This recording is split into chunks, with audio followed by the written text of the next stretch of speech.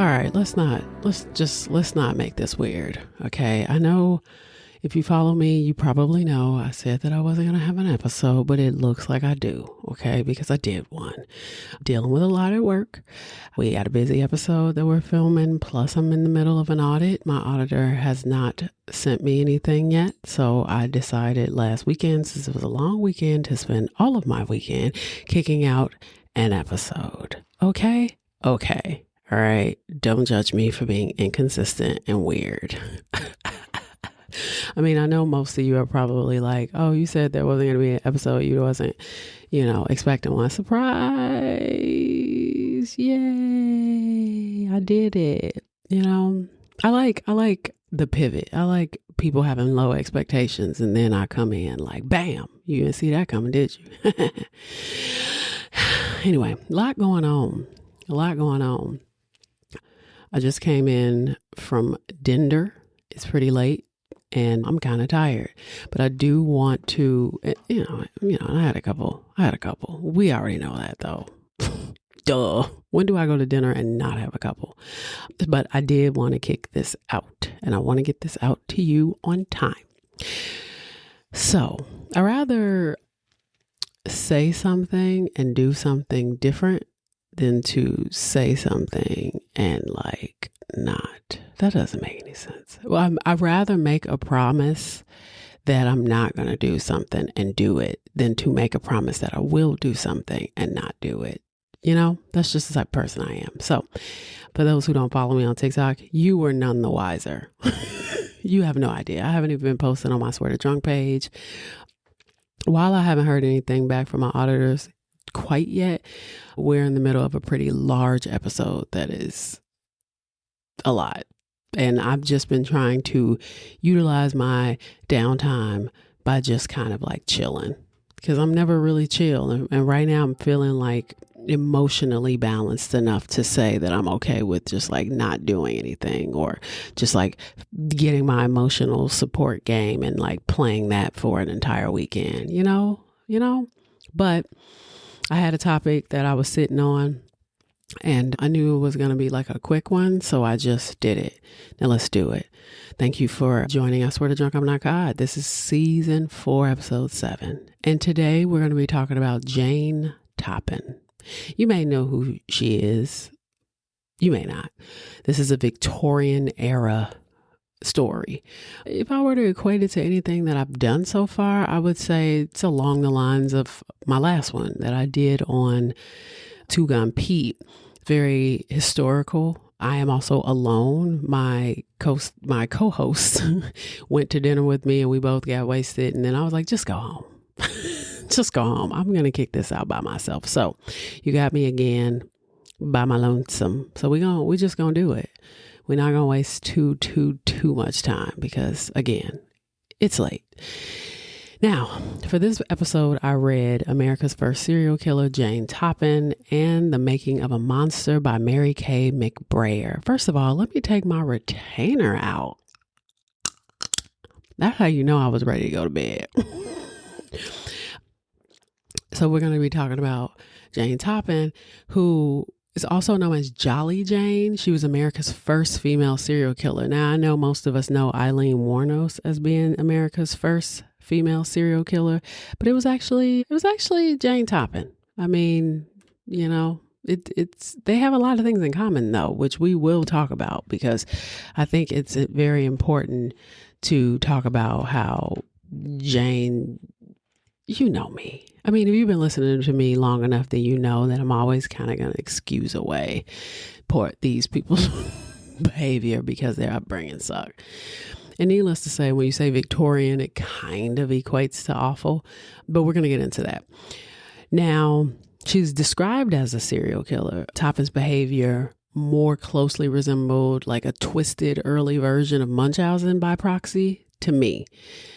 Except the goal wasn't sympathy or praise. It was really just about control. She confessed to at least 31 deaths. Toppan basically exploited trust, access, authority, and a system that never questioned her role. And this is about what happens when caregiving becomes a compulsion and the person that's meant to save you decides to play God. The poison on this episode, no pun intended, is the black velvet, which is basically Guinness and champagne. I'm not even going. Because even as I was like looking up this episode, and you will know why I looked up this episode, I hate that I would do this to anybody, because honestly, I don't drink champagne and I really don't like Guinness. So no disrespect, but I really don't like Guinness. But the black velvet is half champagne, half Guinness. So you slowly pour the champagne into a chilled flute, and then you gently top it with Guinness by pouring it over the back of a spoon. So it creates this like layered effect. You don't need a garnish. You just let it sit and you drink it. There's that. I'm not going to sip because it's 11 o'clock at night and I got to go to work tomorrow. So plus I'm already drunk. I've already said that though. So per usual, we're going to start from the beginning. Born Honora Kelly on March 31st, 1857 to Irish immigrants Bridget and Peter Kelly in Boston, Massachusetts. Honora lost her mother to tuberculosis when she was very young, and her father, who was an abusive alcoholic, was nicknamed Kelly the Crack, as in crackpot, not crackhead. But apparently, while working as a tailor, Peter Kelly sewed his eyes closed, his eyelids. Feels very Victorian. According to the book, around 1863, when Honora was 6 years old, he relinquished his two youngest, who was Honora and Delia Josephine, 8, to the Boston Female Asylum.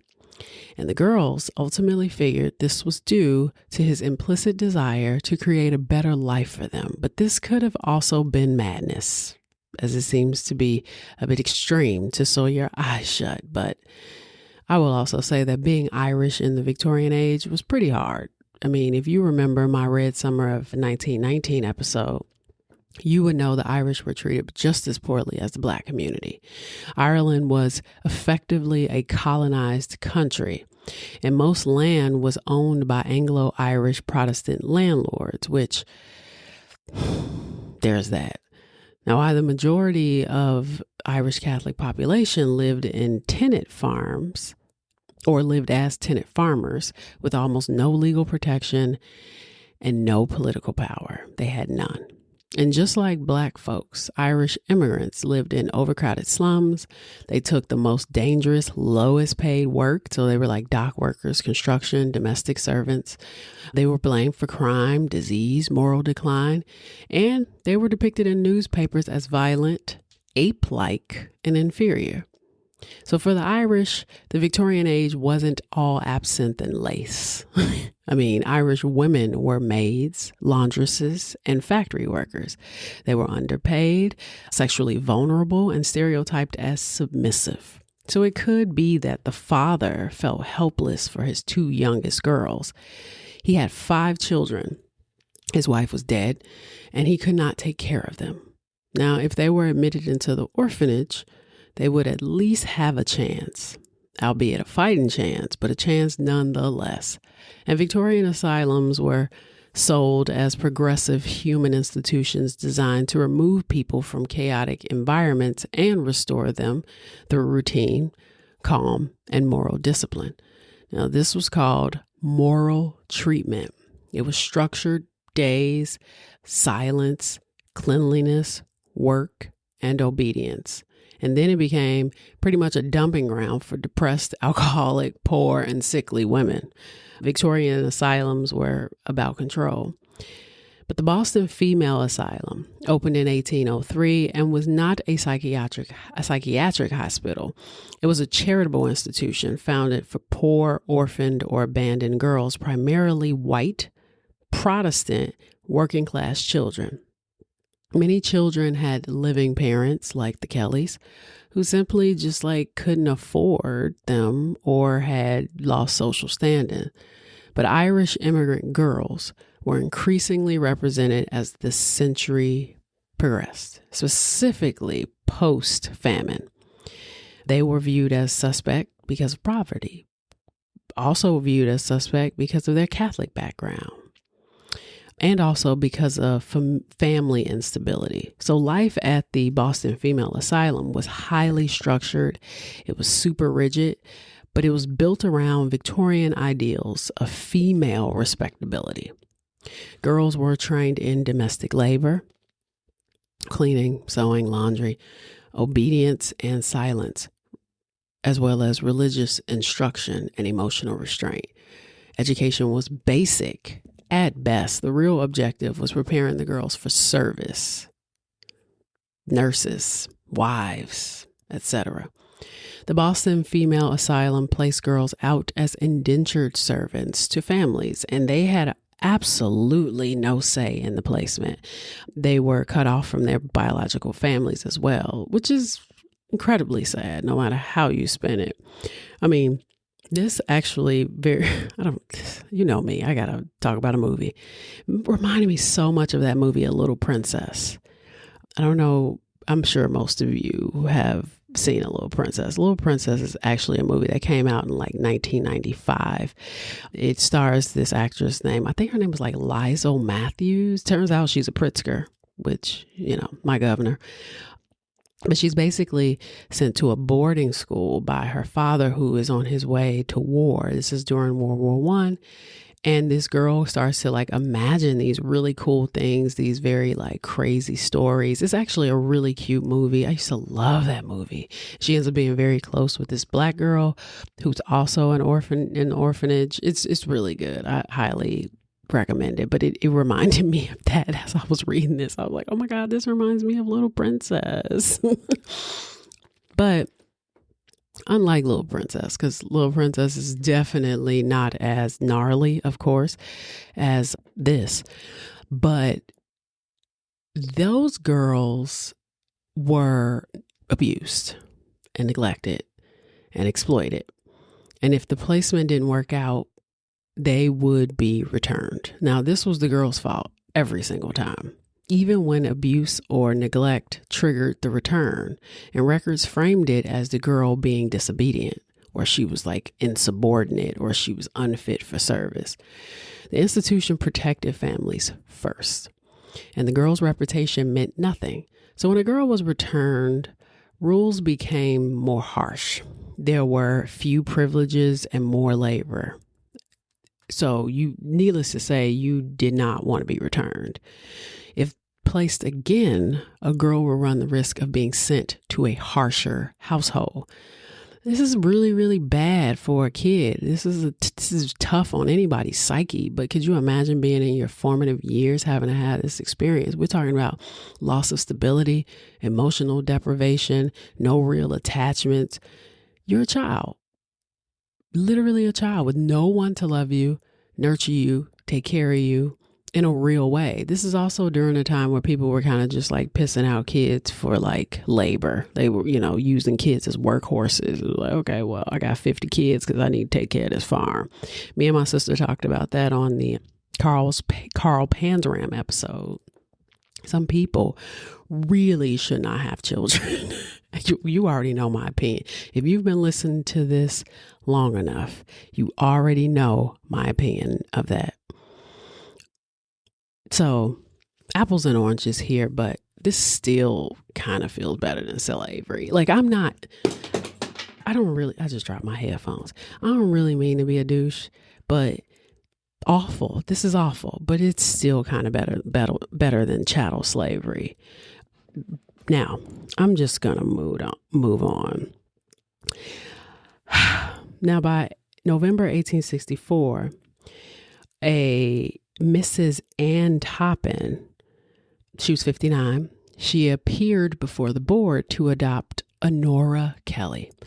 And according to the archived records of the BFA, is what they called the Boston Female Asylum, quote, she seemed like a very respectable woman, and the home that she offered to the child appeared to possess many advantages. It was therefore voted that Honora A. Kelly be bound to Mrs. Toppan. I like to add that the orphanage records also show that Delia Kelly, her sister, was born April 1st, 1855, and she was the daughter of Edward and Mary Kelly, both born in Ireland. Now, her parents appear under different names in different records, which is common, actually, for immigrant families at the time. This could be their post-immigration name. What I do know is that there are no other records of Delia, her sister, in the archive. I don't know what happened to her. There is no clear record of adoption, later institutionalization, but Wiki, as in Wikipedia, claims that she became a prostitute, which is unfortunately likely. It just is. I don't know if that's true, though. I didn't see that anywhere else, and I didn't read that in the book. But Mrs. Ann Toppin learns the rules, right? The girl will be a servant. She has all the skills already. When she gets out, when she ages out, or ultimately turns 18, she used to be given a grant of $50 to go her merry way. This was to help her in the real world. If she decides that she no longer wants to work for the family, or the family no longer wants to, or maybe the family wants to keep her, the $50 would handle clothing, lodging, transit, and basically help her transition into adulthood. And most girls know how hard it is out there. So they stay with their families where they know they will be safe. It's, even if you're treated poorly, it's kind of like the devil, you know how to operate within that household that you've been in your entire life. I'd also like to add that Honora Kelly was actually placed very young. She was placed at 8. Her sister was 2 years older than her. When she got there, she was 6. She spent about 2 years there. She was placed at 8. When they introduced Ann Toppin to the head of the home, she basically told her, like, hey, we really don't age people out this young, but, if you want a younger child, sure, that works. Most girls, because they know how hard it is out there in the streets at a very young age, they'll stay with that family through their teenage years, through their adult lives. You know what I mean? That's why sometimes you even see certain stories or read historical text or watch movies where people talk about how they were just servants their entire lives. I mean, and obviously we know this is the case with slavery as well. Ann Toppin, though, she didn't want a child that was older than her own daughter, because she didn't want her daughter to feel like she had to compete. She wanted a child that was younger. So Honora was the best bet at 8.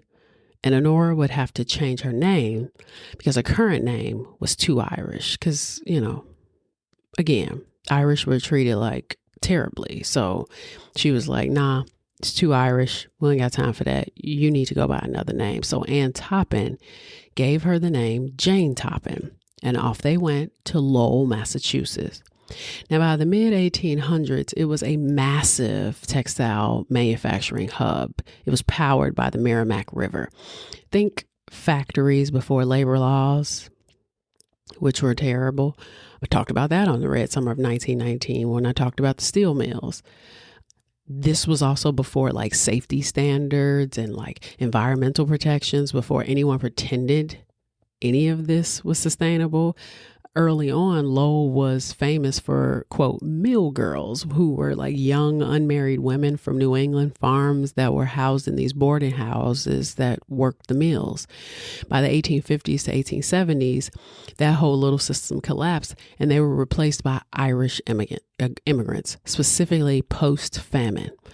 And women and children were preferred because they were cheaper and easier to control. So removing an Irish child from a miserable home and placing her with a Protestant family in Lowell was seen as a rescue mission. They were being a Captain Save-A-Ho. Now, just like in the asylum, Jane was kind, she was courteous, she was a hard worker, she was a storyteller. There The book kind of like creates a world for who Jane is, but ultimately a lot of people don't know what her real life experience was like in the girls' home. She was always willing to tell the other children about her parents being Irish, even stories about friends. Who knows if any of that was true, but she talked and she liked entertaining the other children. It made her somewhat popular and it helped her fit in. Her headmistress didn't like this. I mean, Jane wasn't there to tell stories. They also didn't like the impression she was leaving on the other children, but still, Jane started telling stories about kissing and even interracial dating in France. This was not anything that a Christian would do. So she would be beaten. Duh. And after a time, Jane got used to it. She knew when and where to tell these stories. So moving on. She was very close to Anne's daughter, Elizabeth, who was the only daughter who would call Jane her sister. Elizabeth, though, and I learned this when I did find a grave on Elizabeth and Anne Toppan. Elizabeth was 27 years older than Jane. I mean, Anne would have to constantly remind them both that they were not sisters, that Jane was a servant. She was there to serve, nothing more. Jane would have to call Anne auntie. She wasn't allowed to call her ma or mother. This hurt Jane. And regardless of anything Elizabeth said, Jane knew what mattered was that Anne was what Anne said. And she said they were not sisters, so they weren't. But alas, Elizabeth would help her with her English. She would tend to her needs after the beatings. She even taught her how to perform in polite society, even though Jane had accidentally been out of the country and Elizabeth had not. I said accidentally. I meant actually. She had actually been out of the country and Elizabeth had not. Now, by 1875, she would age out of the home. She would get her $50 and Elizabeth's older. She's about like 45 and has been married since 1862. And it's during this time that Jane accidentally poisoned the entire household during one of Elizabeth's birthdays. She had made a cake and prepared Elizabeth's birthday meal, and everyone loved it, but she didn't know that Wisterias, and I hope I'm pronouncing that correctly. Maybe I'm not. You know how bad I am at that. But she didn't know that Wisterias were poisonous. Wisteria contains compounds called lectins and glycosides that interfere with the digestive system. She just knew that it was Elizabeth's favorite flower, so she placed them on top of the cake. That's according to the book. I don't know if that was intentional, because it's kind of like, did you have to put real flowers on the cake? I mean, you probably could have just like not, but okay. The book also doesn't even imply that. The book kind of just makes it seem like she was being nice.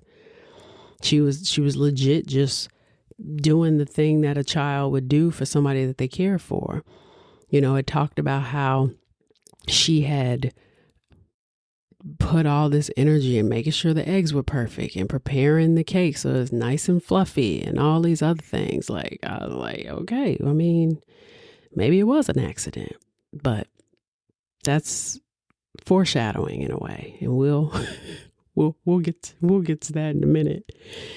So, the Wisterias, the entire house was ill, and they were vomiting from this cake. Even Elizabeth's husband, Oramel, had an extra slice. He's like, this cake is fire.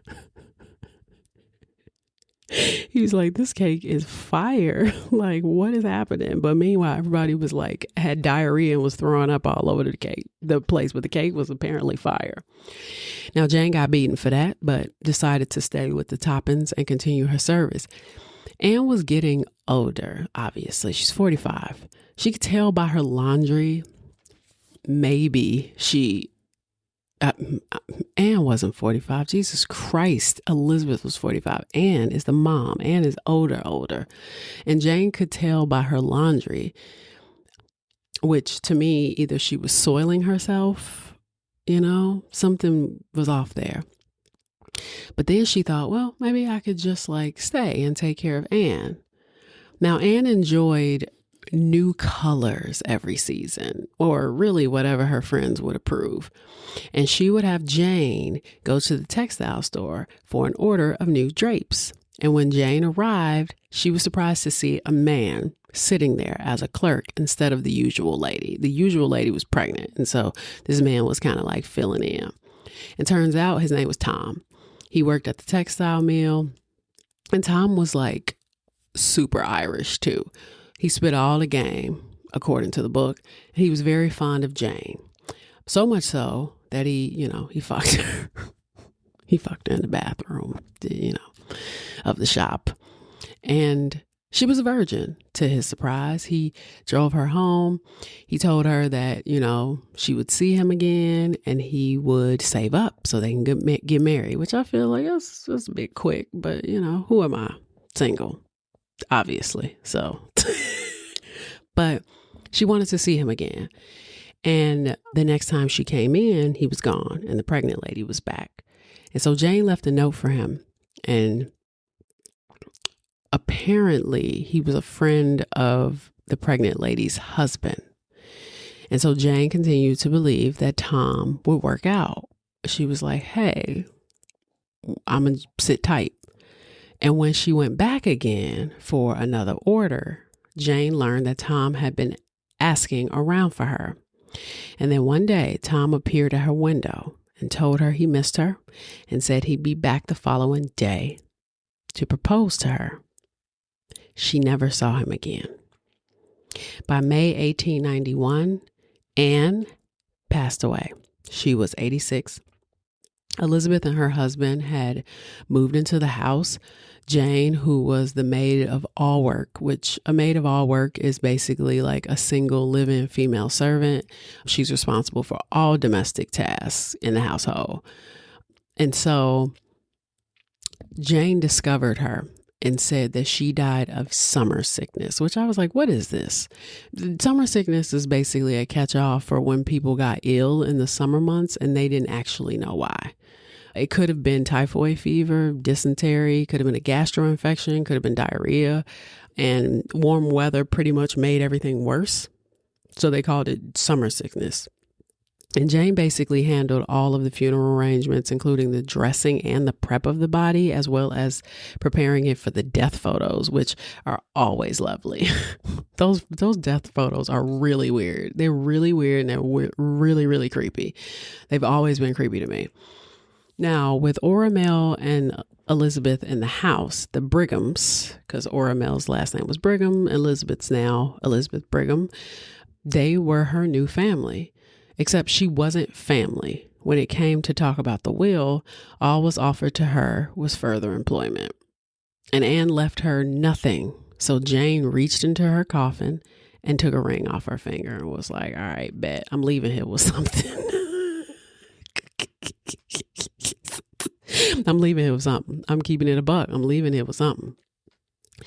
Jane had experienced abandonment, abuse, and betrayal. And in order to deal with this, she felt it made more sense to feel nothing. Just like when she would get beaten. She eventually learned that one of the servants' landladies was engaged to a textile office worker who was very kind and affectionate to the point of pornography, even if he was Irish. And Jane assumed it's got to be Tom. But who she was really falling for at this point was Elizabeth's husband, Oramel. Elizabeth couldn't stand it, but Oramel was very kind to Jane, and she needed that. Jane really needed that. And Oramel assured Elizabeth that nothing would ever happen between him and Jane. And Jane liked that tension. She was like, okay, I'm kind of upsetting the established order here. She liked that it made Elizabeth feel small, like that she would crumble, knowing that Oramel and Jane would always like share looks or things like that. And Oramel was a like religious, he was like a preacher. So he always claimed that he just like, no, I would never do that. Like, that's not even how I move. But Elizabeth was not happy about their dynamic. And Jane was not happy about being left out to dry when Anne died. So after 6 years, Jane left the Toppan house. She was accepted to Cambridge Hospital Nursing School in 1883, and Oramel was happy for her, and Elizabeth was irritated. She didn't want her to leave. And she was like, I specifically don't want you to leave us for hard labor, which I'm like, wow, Elizabeth sounds a little bit like a hater. It's like, you hating on this girl because she figured out a way to get up out of here and like have her own career. I see what's happening here. And Oramel was so excited for Jane that he bought her a ticket out. Jane had worked collectively in the house for 22 years. Now, clarity here. Some accounts place Jane's turn towards nursing after Anne Toppan died in 1891, when the household changed and the Brighams entered the house.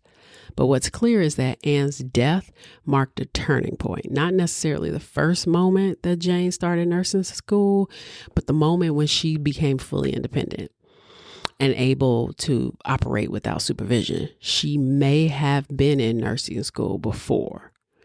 It feels unlikely to me, but we'll keep going because the dates start to get a little wonky when it comes to her being in nursing school.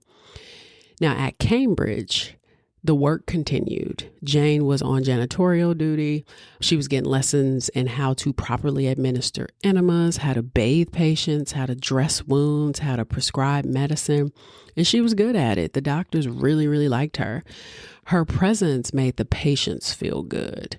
She was now called Jolly Jane, which people were like, nobody should ever want to be called Jolly. I mean, she outperformed all of the nurses. But while she was, quote, jolly, she was also a backstabber. I mean, she would lie to the administration about how like roommates would go to the beauty parlor and like get drunk after. And the roommates were dismissed, even though they had already snitched on Jane for drinking because she was the favorite. But she was the favorite. So they were like, okay, the roommates got to go then. And even though she was good at her task and her lessons, Jane liked to tend to her patients at night. She could study the charts without distraction from the other students.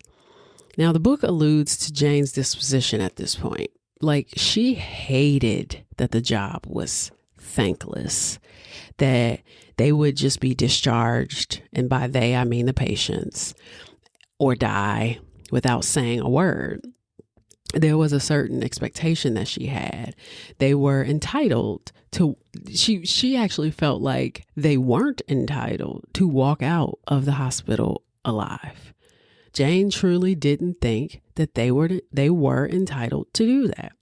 And all nurses would adjust the fever charts, which is basically where, you check the fever. It shows that like, oh, you're 98.6, you're 102, whatever, right? And they'd adjust them a little bit to make work easier. Like they would just feel like, okay, John don't need to really be catered to. Like his fever's a little high, but it's not that big of a deal, right? But Jane started to do something else. She started to pretend like she knew what was best. So she injected one of her patients with a small dose of morphine just to watch to see what would happen. And then she waited. She watched the patient's response until they were unconscious. I'm not gonna lie, this kind of scared me. Like as a person who's had like surgeries, who always go to the doctor, things like that, like it is very alarming. And we talked about this briefly with like cops, right? I actually mentioned this in my Two Gun Pete episode, how like terrifying it is to know that the people that are supposed to keep you safe are out there like actively trying to like take advantage of that access. I think that's very, very unsettling. She would usually wait because it caused like nausea too, but she really liked to see the scratching. So there was this like phantom itch that they would all get that she liked to see. Like they would just like kind of be scratching at something that's just like not there. And then patients started to die. Now, not always because the dosage was high or anything, but sometimes because some were just sensitive to the drug. Like I'm sure most of the people listening have been to the doctor and they ask you, are you allergic to any medications? This is because they don't want to accidentally kill you. And there were comas and convulsions sometimes too, but she really liked getting them out of it. That's why I said it's kind of like Munchausen, where like you got somebody who's like trying to make you sick. So then when you're better, they're like, oh, look what I did. You know, like they feel like that they're the only one that you need, but they are the ones that are ultimately getting you sick. She liked getting them there and then pulling them out. So she was experimenting like on the elderly, on the sick, just to see what the drugs would do. How close can you get a patient to death and then bring them back? And by 1889, Jane was at the Massachusetts General Hospital as a head nurse. And I'm going to backtrack a little bit on that, because what really happened is that something happened with the head nurse, and the head nurse was out, which she probably poisoned her. And she ended up kind of like slipping into that role. And still, she would lie about the fever charts. She would lie about her past, claiming that she was Greek, which I kind of get that, because she was also trying to navigate the prejudice of being Irish, and continue to poison her patients.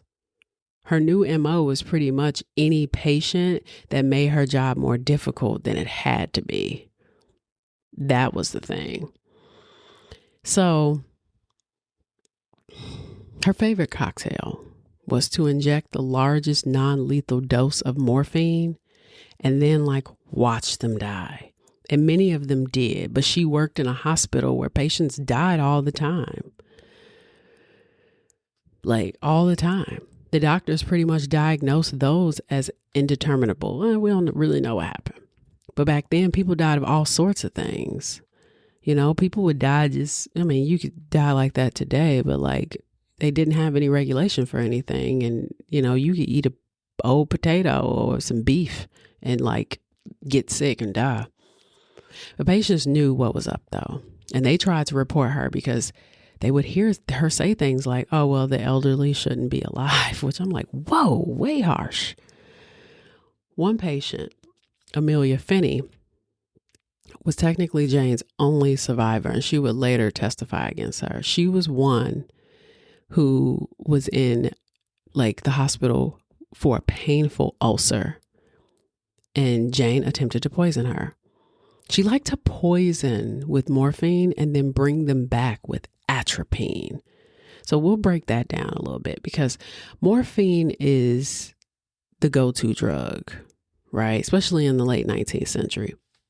And it was used for like pain, insomnia, anxiety, cough, diarrhea. It was widely available. Okay. It was poorly regulated. And so was everything else. But it caused euphoria and like slow breathing. Usually unconsciousness came when it was administered in high doses. But then atropine was good for heart issues and would counteract the poison. So it increased the heart rate. It caused hallucinations, confusion. It basically did the complete opposite of morphine. So after a year at the hospital, they were looking for reasons to get rid of her. Patients were complaining, but doctors liked her. Other nurses felt that she was stealing from the patients, that she was robbing the drug supply, that she was leaving the hospital without permission. And the crazy thing is like she passed all of her exams. Like she was actually good at her job. Her coursework was also really good, but she really needed to go because the rumors were just running rampant. Additionally, she was not going to get a license. They were like, no, we don't really think that you should be doing any of this. You actually really do suck. And she was discharged. The doctors wrote letters of recommendation. They sent them to the families of the patients so she could maybe get into private nursing, but which is crazy that you could be a private nurse and still not have a license. But, again, sign of the times. But the big problem here is that people expected a person who was not valued as a human being to value people as human beings. Like, it's kind of like, why would she?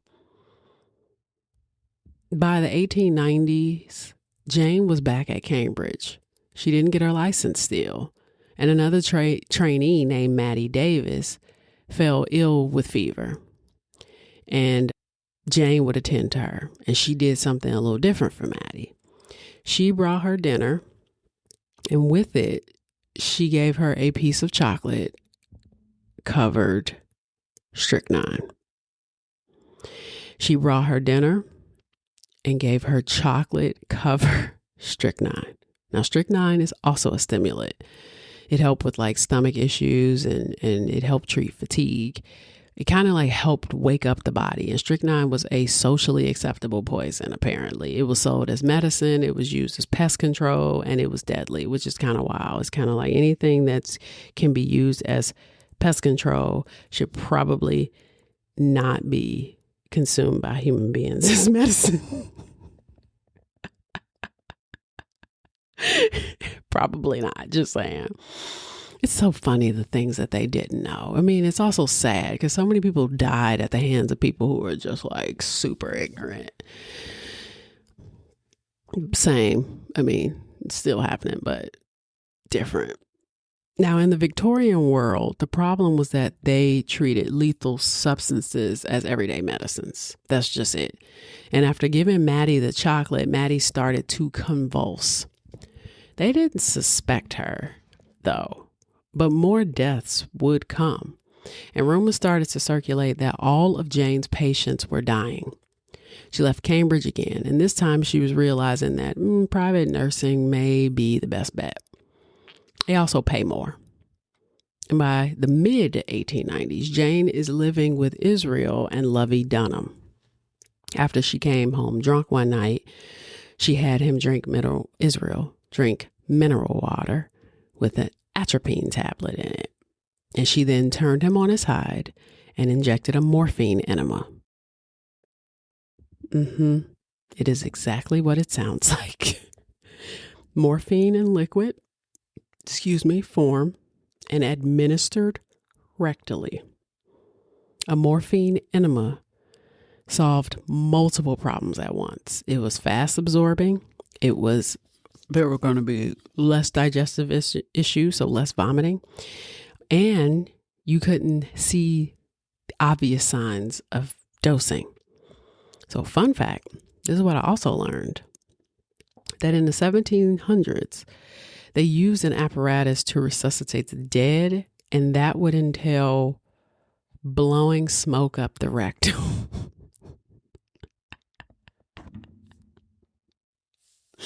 I just think that's so wild. Mind you, they were also blowing smoke into the lungs through the nose.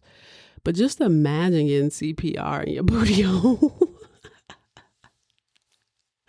They used this apparatus called the bellow, which was basically like two wooden paddles.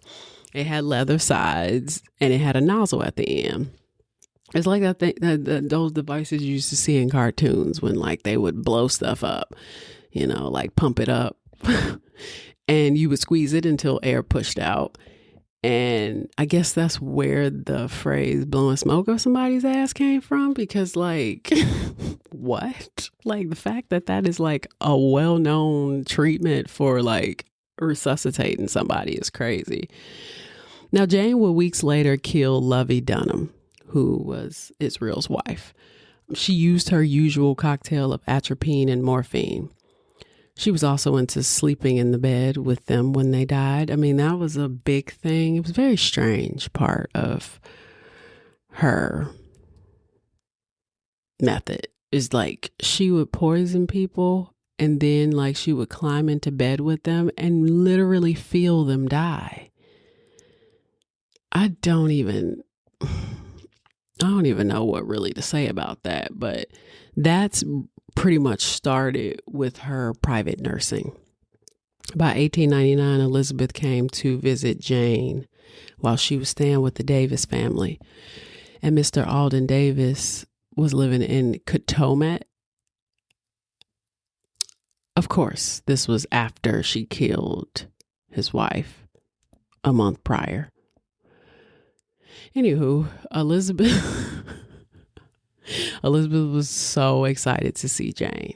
She had been depressed, and Oramel had arranged a trip to keep her mind off of things. And of course, to her, they were sisters. But Jane was still pretty bitter about the will, and honestly about the husband, because she really wanted Oramel. So Elizabeth was glad to be free and on her own with her sister. And she was doing things like making coffee, which she was terrible at. She didn't know what to do with herself. They had a new lady named Florence who was her maid now to handle her corset or to help her with her dress. And she felt independent for once, being in Katomet with Jane. But later, after going on a walk, Elizabeth asked Jane for water, which nobody should take water from Jane. I'm sorry.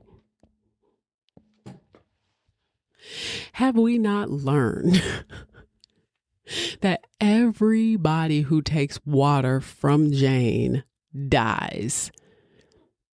She gave Elizabeth her usual mineral water, but she had laced it with 3 strychnine tablets. Jane sat next to her as she began to babble, and she climbed into the bed with her. So she really just dosed her and got a high. And the next morning, Elizabeth was still alive, but barely. Jane rushed to get her landlord's maid to call a doctor, and then had a coachman send a telegraph to Oramel at the First Trinitarian Church in Lowell. Elizabeth was sick, and when Oramel arrived, the doctor said his wife suffered from a stroke of apoplexy, which is basically sudden death, but usually associated with like an aneurysm or like brain hemorrhage. Oramel was absolutely heartbroken. The next day he noticed when going through her things that her money was missing. And Jane said, you know what? She spent her money when we went on a walk. You know, we got some candy, XYZ. She refused to let me buy anything. And so Jane proceeded to watch, Jesus Christ. Jane proceeded to tell Oramel that she said that if Elizabeth died, she wanted Oramel to give her the gold watch that Elizabeth wore.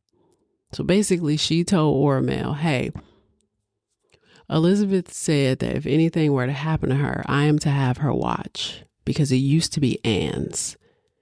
And honestly, she didn't even believe the lie she was telling. But Oramel was like, all right, which one? Went through her thing. She had a couple watches in there. She was like, which one is the watch? She gave her the watch. But Elizabeth would be the first of Jane's victims that she actually hated. And that's according to her. She really did not like Elizabeth. And I think it was because she was jealous of Elizabeth, her structure, the way her mom doted on her, the way her family took care of her, the way she got a husband, the way she was she inherited money from her mom, the way she was like creating this life for herself. But Elizabeth was honestly not having a good time. She was miserable towards the end. That's why she was going to Katomet, because she ultimately was trying to get away. They kept saying she was suffering from melancholia. She was depressed. She was supremely depressed. And a lot of women back then were, because, I mean, and the same thing happens with housewives too in the 50s, even today. They all just sit around sedated. They got to deal with the kids. They got to cook. They got to do all the things. Like being a wife back then, you were just bored waiting for your husband to come home. And honestly, there was nothing going on anyway. At least our grandparents' generation had soap operas. Because nowadays, back then, back in those days, they would just be sitting around reading, magazines and like fantasizing about a life that would probably never be theirs. And it's actually quite sad. After Elizabeth's death, Jane made her way to Lowell, which was back in Massachusetts where the old house was. And while there, she killed Florence Hawkins, the maid, who Jane was jealous of.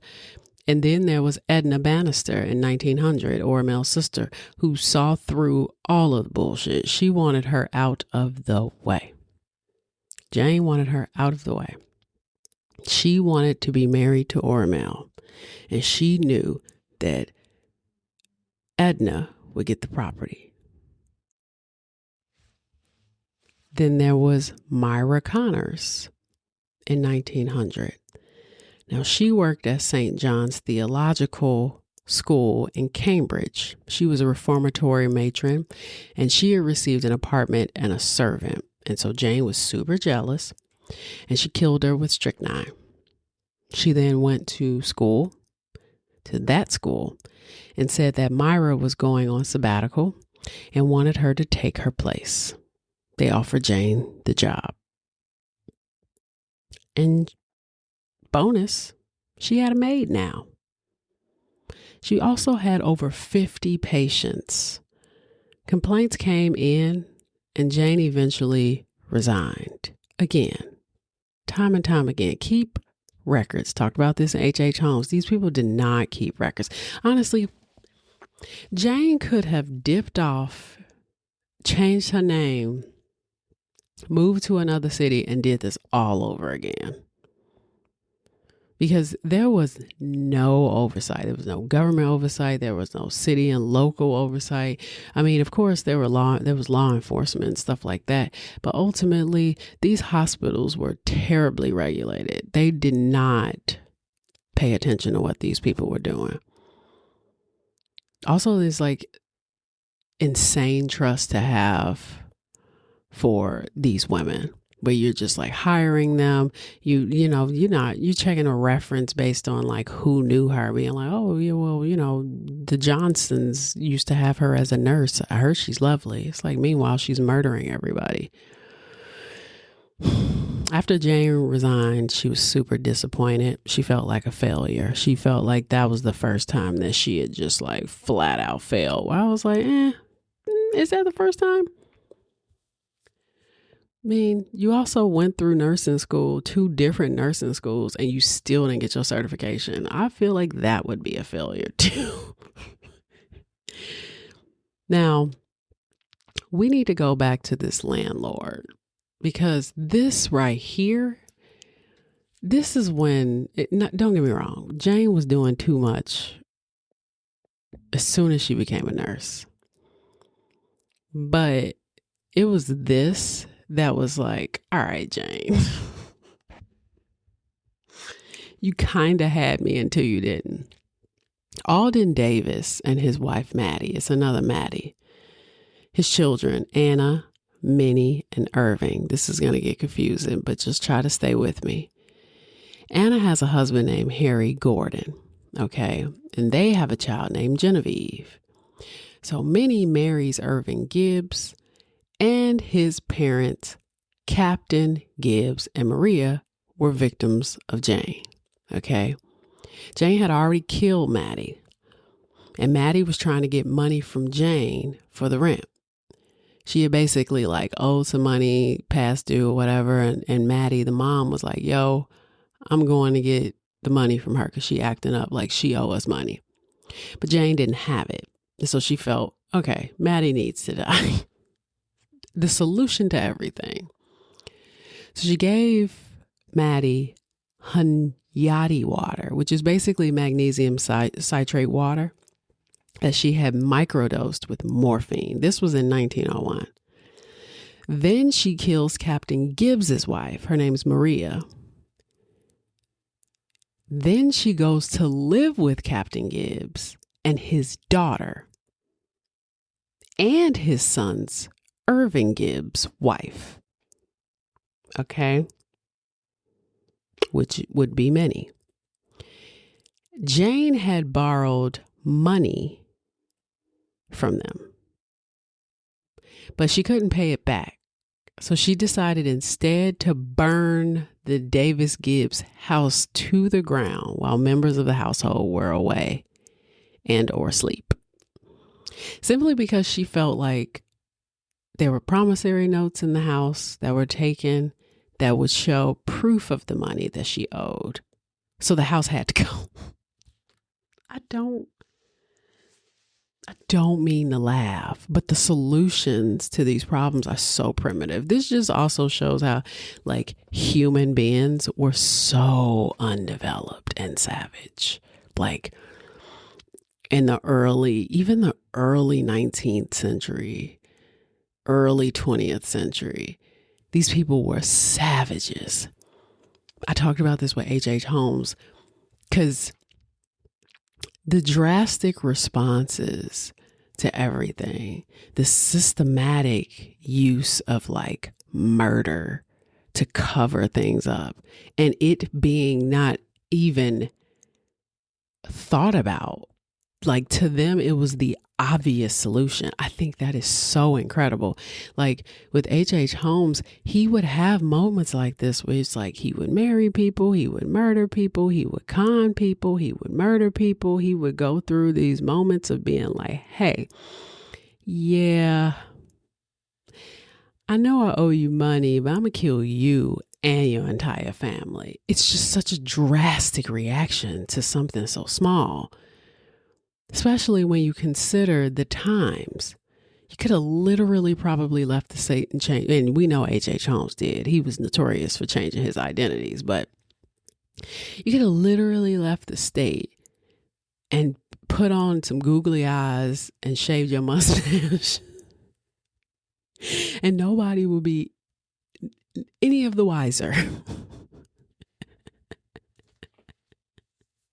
Nobody would be none the wiser. Like people would be like, oh, where did he go? It's like when Superman, turns back and forth between Superman and Clark Kent. And he's like, oh, I don't know who this man is. Like, it's the same nigga with glasses on. What do you mean? That's what... But for some reason, like, these people were able to have all these different identities, but instead you're just like, no, I'm going to kill everyone in the house. I'm going to burn this house down because this house has promissory. God forbid you just find the promissory notes and like burn the promissory notes. But instead she wanted to burn the house down with some people in it. Now, unfortunately, the house didn't burn. And she did that twice. And then she had to kill Alden's granddaughters, and did that same year. Again, Jane, she's always present. She's literally murder, she wrote, present. Like me and my sister joked about this on one of the episodes where we were like, why is Jessica Fletcher like always there? Anybody who's always at the scene of a crime is probably the perpetrator. Like at one point, are we going to be pointing at you and it's like, you did this, actually. It was you. But Jane's always present. She killed Genevieve with morphine because she thought that she could be a mother to her child and get her husband Harry to marry her. She wanted to kill the captain because he had some property and because she was afraid that he was going to find out that she killed his wife and his daughter. But she also thought that he would marry her, but he had committed suicide before she could even kill him. So there's 3 family members in 3 weeks on just, I think, the Gibbs side, right? Because then there's Minnie Gibbs, who she dosed with morphine and atropine and hot whiskey, even though she claimed that Minnie was my best friend. She figured all of this would be hard to detect because the 2 drugs were vegetable poisons. And she always bought the drugs in tablets. She didn't want them to suffer, so she figured something like morphine or atropine would be an easier death, less sick, less quote unquote hard. So after the investigators talked to the captain, the jig was up. I mean, too many family members were dying in close succession, all while Jane was nursing them or around, and authorities ordered exhumations of several of the victims. Chemical tests found evidence of poisoning, particularly drugs consistent with morphine and atropine. And the Davis family ordered a toxicology test on Maddie, which I was like, damn, they had those back then. Jane later admitted that some victims were killed because they were inconvenient, and others because they were because they represented obstacles. And some of them, she just wanted to see what would happen. Jane would later claim that Oramel did in fact propose to her when she got to Lowell. He was already seeing somebody else though. And she thought, you know what, I'm going to kill him and bring him back to health so he would love me. She tried to kill herself twice at home. And when asked about it, she basically was like, I'm honestly just tired of life. Like, I actually went through the Chicago Tribune archives because I was like, I know these, because this seemed to have been a very popular story at the time. I was like, I know these articles are in the archives because, come on, the girl, it was scandalous. Like, if you remember my Congress Plaza episode, you know that they were willing to put anything in those papers. Like, they would put things in the paper that you'd be like, oh, the cat fell down the elevator shaft and that deserved a spot in the paper. That's insane. So I'm looking through Chicago Tribune. I'm seeing all these articles. It's like talking about her. And it's so interesting to see how things play out in real time, because they take things seriously and not when you look at like old archival papers. So she's quoted in the paper of saying that she was tired of life because she tries to kill herself several times. She went back to the lodging house, eventually took poison again. And she was in the hospital for like 3 weeks and didn't die, which is the irony, right? She went to visit friends in New Hampshire, but she was being watched. And luckily she was, because she had planned to kill them, her friends in New Hampshire. And then on October 29th, 1901, she was arrested for murder and sent to Barnstable, Massachusetts, or is it Barnstable? Whatever. Now, at this point, Jane is 45. By November 1901, after repeated suicide attempts, Jane was weak and she was frail at her hearing. And it would be revealed that she owed the Davises money. She owed them $500, which isn't a lot today, but that's a lot back then. And she tried to get $1,300 from Brigham, who's Oramel. She also seemed to have taken $100 to $200 from the Gordons, which was also never recovered. Now, Toppin's attorney argued that just because a woman had poison in her system did not mean that Jane administered it. Which, that's valid, but if we're being honest, yes, she's a nurse, and nurses have people dying around them all the time.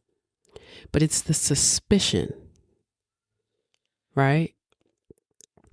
Because she literally always has people dying around her, indeterminable deaths. Not like, oh, Johnny died of fever, Johnny died of whatever. Like, they're always dying, kind of not always, but kind of out of nowhere. Nobody, even nurses don't have death follow them like this. And they encounter hundreds of thousands of people all the time, right?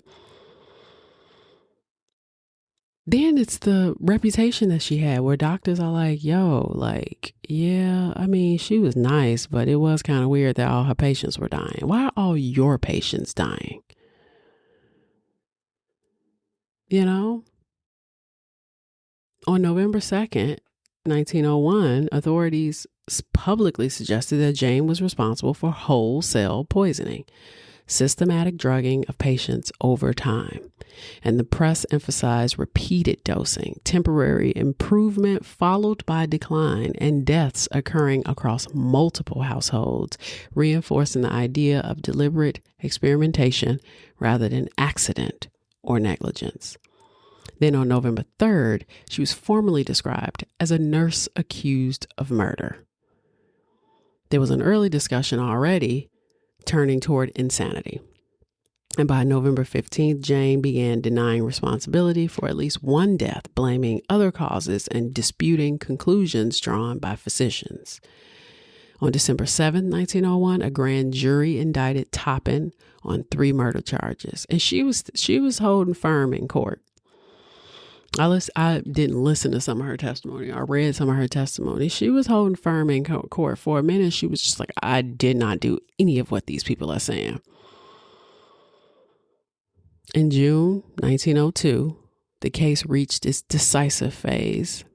On June 24th, after only hours of testimony, a jury found Toppan not guilty by reason of insanity for the murder of Mrs. Mary D. Gibbs. And alienists, which are basically psychiatrists, testified that she suffered from mental disease, rendering her legally irresponsible. Evidence presented included admissions that she had administered morphine and atropine, and testimony connected her to multiple deaths occurring within a short period of time.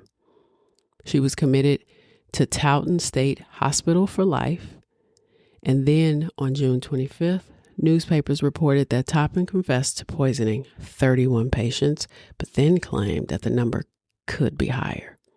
She had no remorse and would admit in her confession that she and her attorney set up the whole crazy bit so she can get the insanity plea. On August 17, 1938, Jane Toppan died in Taunton State Hospital at the age of 81, having been confined for more than 3 decades. They later labeled her a prolific poisoner, citing claims that she had killed dozens, possibly over 100 people.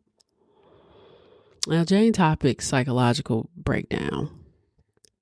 Her early life was defined by abandonment, her losing her parents, then institutional care, being in a girl's home, conditional affection, her relationship with Elizabeth, where she was, oh, you're my sister, you're this, you're that, but go get my Tito. There's even a moment when Elizabeth visits her in Potomac where she is like, could you please fetch me some water? And then Elizabeth tries to adjust because she's like, oh, right, you don't work for me anymore. She always cared for others, but there wasn't anyone that cared for her. And her existence was based on the role that she played, how useful she was. And that produces a pattern where all connections are going to be transactional, right? Like when care is leverage, that's dangerous. And as an adult, she didn't really seek out like love or mutual relationships, but she did want this odd intimacy in situations where someone truly depended on her and couldn't leave. And private nursing was great for that. The intimacy of like lying in the bed with somebody as they're dying is interesting.